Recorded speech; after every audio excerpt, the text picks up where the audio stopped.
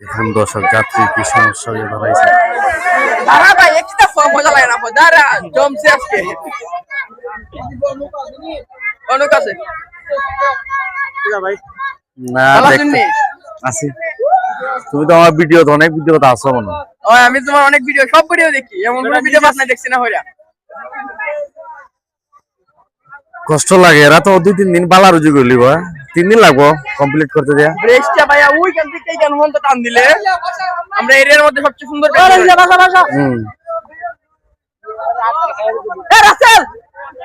রাসেল বাসা আরে বাবা নামো আগে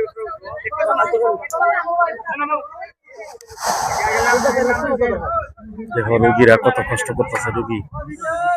আইরে